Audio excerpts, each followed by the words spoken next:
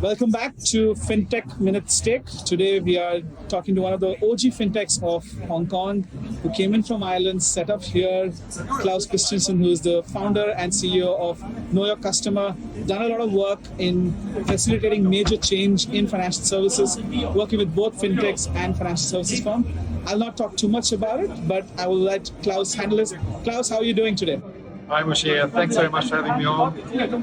Very good. I'm here at the AFF 2024, and to me, 2024 alone sounds like future, doesn't it? And being here expresses that. How are things with KYC, as I call it, right? Know Your Customer. What have you been doing in the last 3 to 5 years, especially emerging through COVID and out of COVID?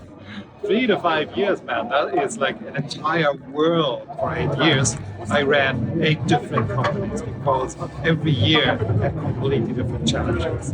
A lot has happened in the, let's say, last 3 years here for KYC. As you can imagine, in this space of regulatory compliance and compliance technology for large banks, the challenge is really to gain the trust of the financial players out there in the industry, banks, large institutions that are much older, much longer in the business.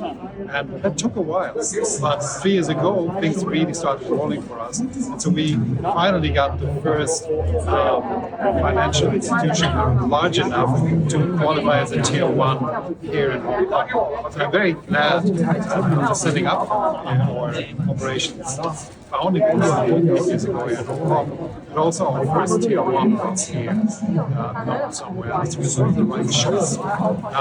After that, a few more institutions came. So first one, Standard Chartered, American Express, Hanseng Bank, OCBC, ZA, and Powerbank, the virtual banking space.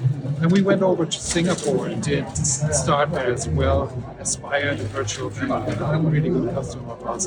Payment space, pioneers and others, and finally DBS. So we're now embedded in quite a few institutions. We concentrate on one thing, that is business entity verification, not the KYC of individuals as you might think if you see our networks.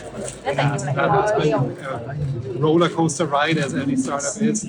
But it's also really rewarding to get through that learning experience. So Musheer, you've seen it. Yeah, I have. Like it's been a tremendous growth to see you guys grow, and been very resilient in that market. But also, it's been good to see the regulations evolve, right? Both here in Hong Kong with what started smart banking into virtual banking and then progressing into Singapore and other places. I want to ask you with regards to, as a founder and CEO of a company, what have been the 3 key lessons you've learned over the last 3 years, right? That you want to share with other founders in how to be this resilient and come through on the other side of a tough business environment? Well, founder CEO is an interesting job.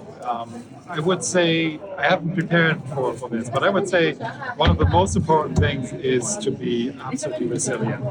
Like that is the one thing you cannot flunk out of this. You have to stay on the game. And there's a deep commitment necessary.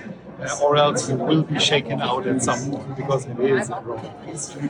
But like more to the point, every founder has areas where they're good at, areas where they don't know so much about. And your job as a founder is to find the right people, and also to put the right attention to each area after you discover things there, learn more.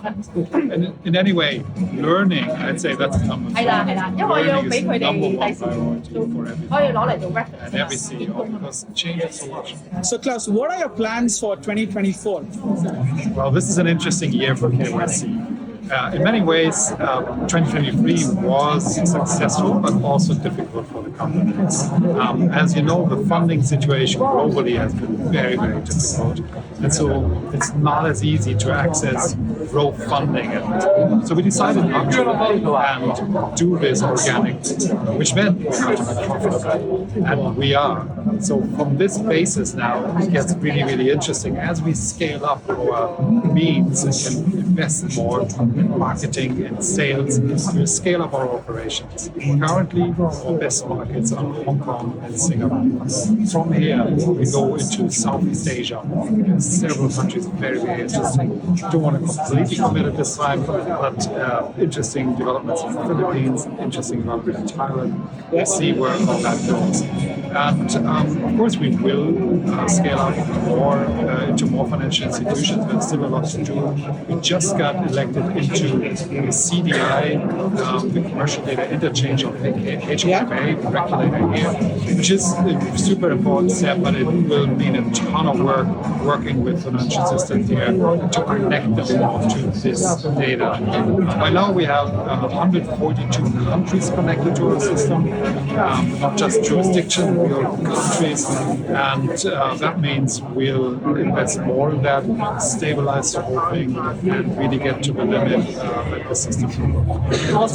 What I do 2024, and also prepare bigger jumps as to the US. But that's later in the year. Okay, exciting. Looking forward to your scale and growth.